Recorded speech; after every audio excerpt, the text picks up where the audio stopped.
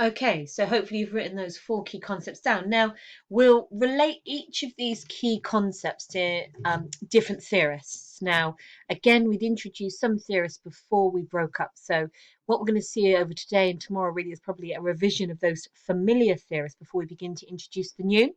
So, we are going to go chronologically, as I said, and recognize that this concept of deficit, that women's language failed or suffered from certain shortcomings, is the oldest idea. Now, interestingly, this idea is attributed to one main theorist. So as we go through this process, you'll see for each of these Ds, there is an associated theorist or group of theorists.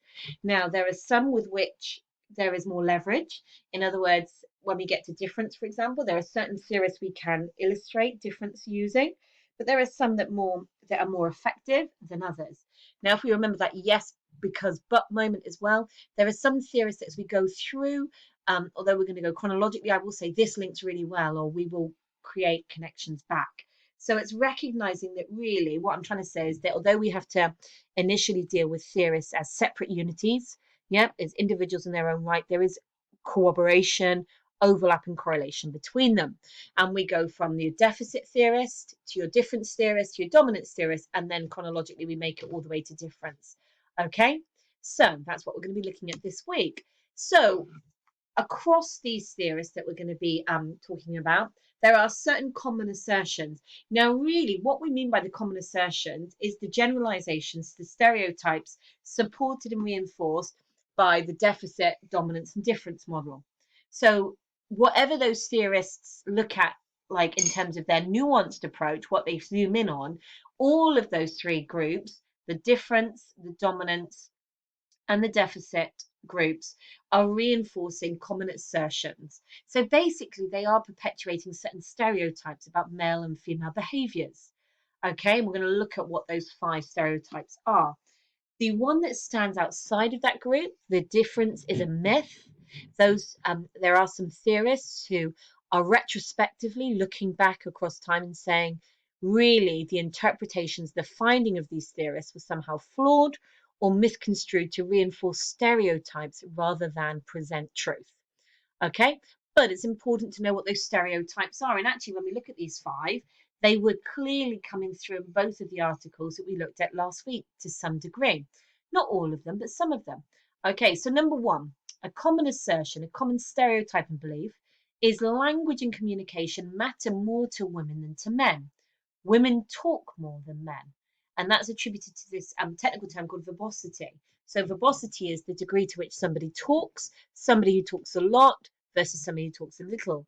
Now, women talk more than men is a common held myth, but often this myth is misrepresented. We see the stereotype is the woman as the gossip, the nag. I remember comic book cartoon strips in newspapers. Andy Capp was one you probably are all far too young to remember, but he was interpreted as always being nagged and annoyed by his wife. Okay, so assertion number 2 is that women are more verbally skilled than men. Now, this is interesting. This reminds me of that final image from the female article, that women have this toolkit, the power tools of language. Now, that in itself is actually quite a strong, we could argue, masculine image, equating language to a toolkit. But it does suggest that women are actually verbally skilled, that they are using language as part of their toolkit to build relationships. So the attitude of that professor said that women use their verbal skills and dexterity and abilities to build relationships to get things done. Okay, common assertion number 3, men's goals are to get things done, whereas women tend to talk about making connections. Now, connections is a synonym there for relationships. So again, this reinforces some of the ideas we've already seen. Men talk about things and facts, whereas women talk about people, relationships, and feelings. Okay, number 4, men's way of using language is competitive, reflecting their general interest in acquiring and maintaining status. Women's language is cooperative, reflecting their preference for equality and harmony. So these are some pretty well accepted, well established stereotypes, but can you see how harmful they are? Yep. Women are all for equality and harmony. Men are all about status and acquiring status. So that suggests or presents men in quite a selfish way.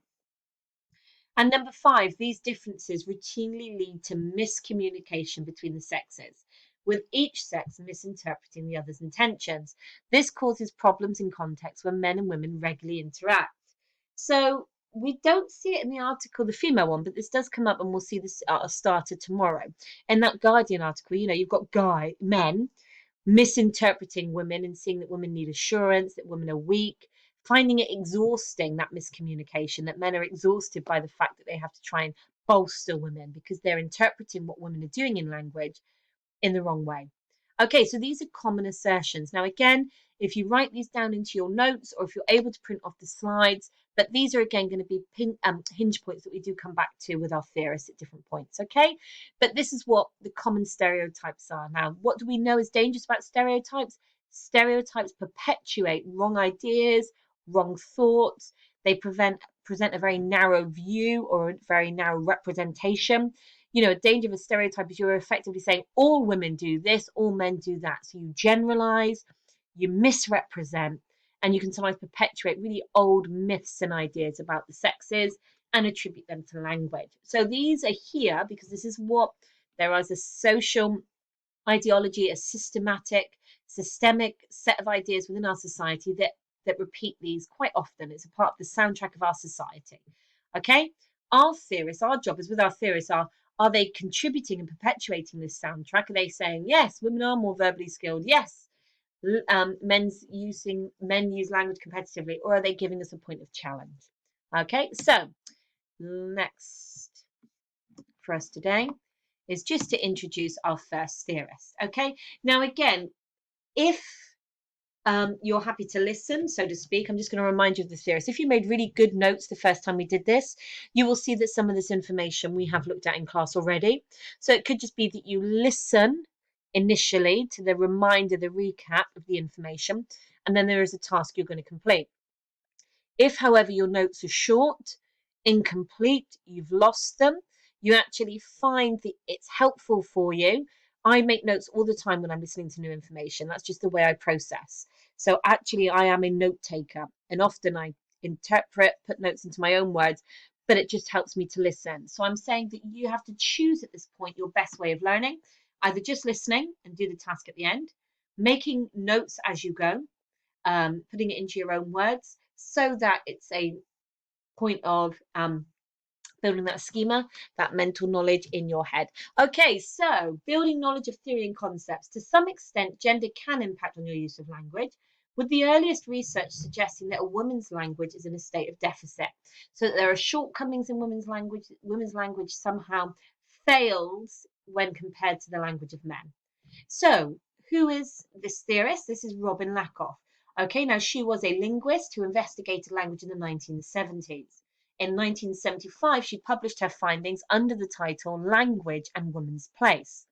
And her theories represent two key areas for consideration in terms of linguistic research. Number one, she was the first researcher to investigate the area of gender difference which afforded her status and recognition.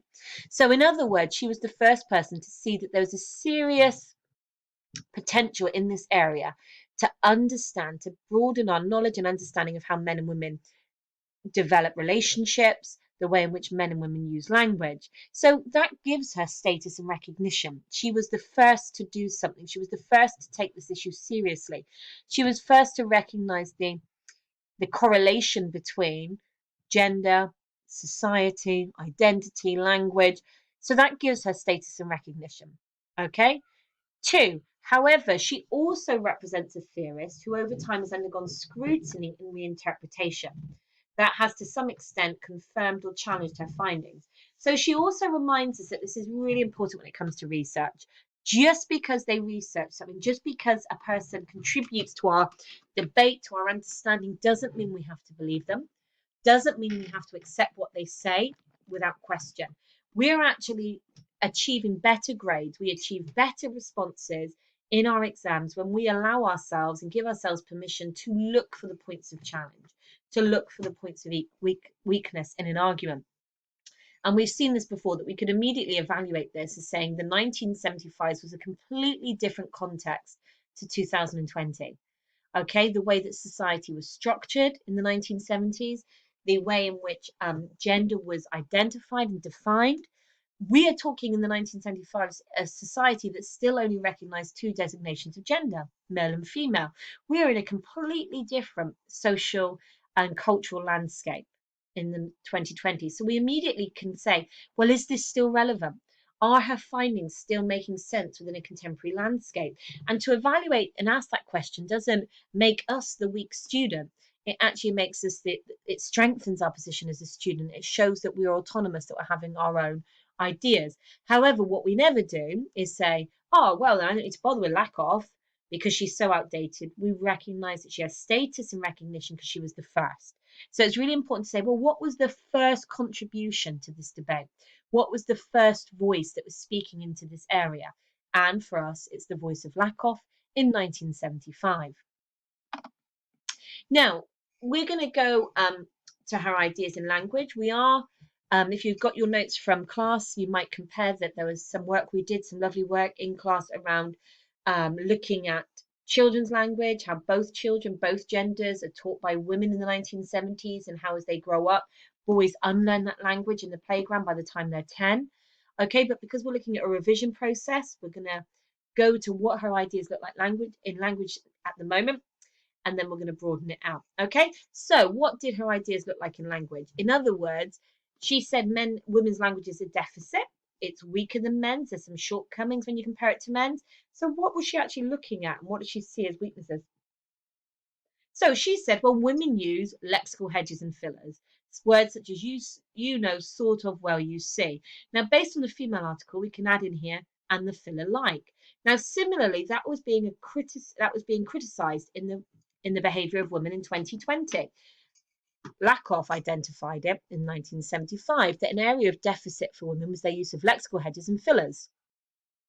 Number two, she said that women use tag questions. Okay, so a tag question is where you take a statement and you turn it into a question. She's very nice, isn't she? Now, this is very similar to uptalk. Now, uptalk is where you use your pronunciation to turn a statement into a question, whereas a tag question is you actually put the question phrase on the end. But both adaptations are actually a sign of the same thing, presenting statements and declaratives as if they're questions. Now, according to Lakoff, that's a deficit. It's a shortcoming in women's language. It shows a failing. They're failing to be certain. They're failing to assert their ideas in a strong way. Okay, she talks about rising intonation on declaratives. It's really good. That's that up talk. Okay, so 2010 to 2020, that's where the two articles came from. So in the past 10 years, people have still got the ideas that are the same from the 1970s. This myth has been perpetuated that women use uptalk, rising intonation, tag questions to present statements as questions. Women will use those empty adjectives, divine, charming, cute, but empty immediately suggests a deficit, that the adjectives, the vocabulary of women lacks something. Okay? They will use precise colour terms, magenta, aquamarine, rather than red and blue. Empty adjectives, again, divine, charming, and cute, are often attributed to the interests and the experiences of women. And look at that. That's a really negative interpretation, that the experiences in the work of women is somehow empty, therefore their vocabulary lacks depth and anything that's concrete. Women will use intensifiers. I like him so much. Women will use hypercorrect grammar, which means they will consistently use standard forms. They won't use contractions. Women will use super polite forms, indirect requests, euphemisms. So they will use language that's super polite. Women will use or avoid the use of strong swear words. So they will use fudge, my goodness, rather than actually come out and swear. Women will use emphatic stress. It was a brilliant performance. And women will use implication and indirect speech. So rather than say, I'm really thirsty, please make me a cup of tea, they might say, oh, I've done a lot of talking today. Oh, my throat feels really dry. I wonder what would help.